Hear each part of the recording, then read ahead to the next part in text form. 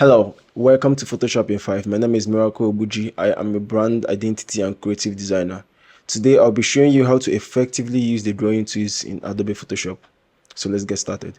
So to get started, we'll create a new document. We'll just create a square document. I'll use 5 inch by 5 inch so it will be easy for us. We have 3 basic drawing tools in Adobe Photoshop. So you can activate any one of them simply by pressing P on the keyboard. So once you right click on the pen tool, you have 3 major tools.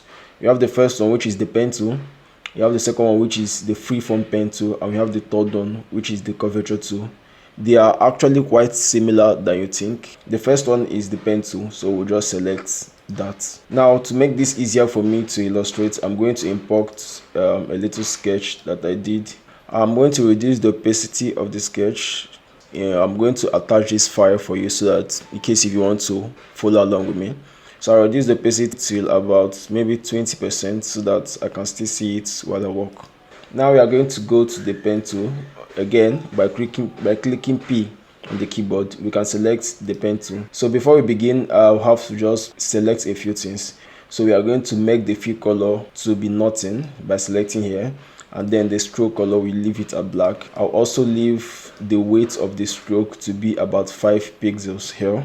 Now another thing that I like to check in once I'm using my pen tool is to go to this little settings icon here, bring it down and tick this rubber band. So to use the pen tool, it's very simple. All you have to do is to click one point and then go to another point and click. You can see the rubber band shows the direction of where my next point is.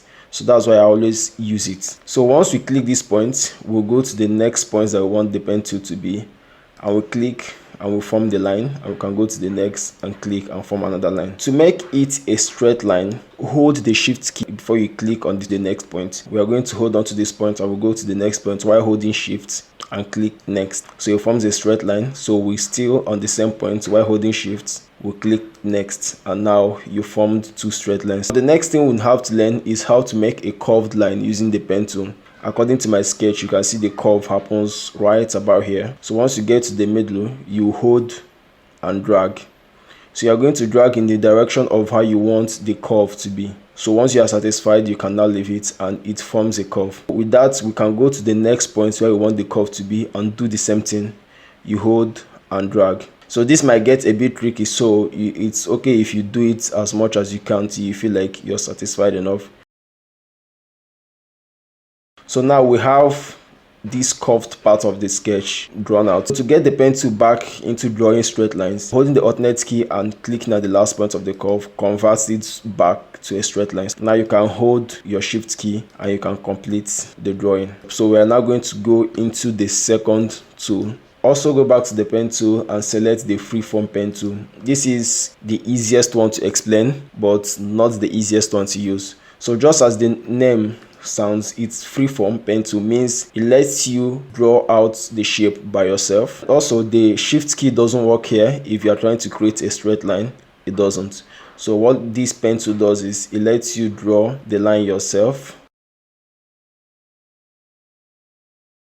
That is it for the freeform tool. It's not as neat as the pen tool, but that's just all it does. The last but not the least is the curvature tool. So the curvature tool works quite similarly to the pen tool, but the only difference between the pen tool and the curvature tool is that the pen tool can draw straight lines and also draw curves, but the curvature tool draws only curves. So once you click on a point, you have to go to the next point where you want the curve to set in, just like we did with the pen tool, and you click there and it forms a curve. So you can see from the rubber band, it's showing you how the curve would be. But this curve will not apply it, you make your next point. We have to go to our next point, say here, and now we have a curve. So you have to go to the next point to apply the initial curve. This rubber band tool comes quite handy more in the curvature tool because you're not quite sure how your curve will look like till you've made the next point on the drawing. So that's how you use the curvature tool. So this is all you need to know about the drawing tools in Adobe Photoshop, but there is one more tool that I use a lot that helps me arrange the drawings when I'm done, and that is the direct selection tools, which you can activate by pressing A on your keyboard. So with the direct selection tool, you can click on any anchor point and adjust it the way you want. And that's everything that you need to know about the drawing tools in Adobe Photoshop. If you loved this tutorial, don't forget to like, share and comment. Also follow the Photoshop page for more tutorials like this. Thank you and see you next time.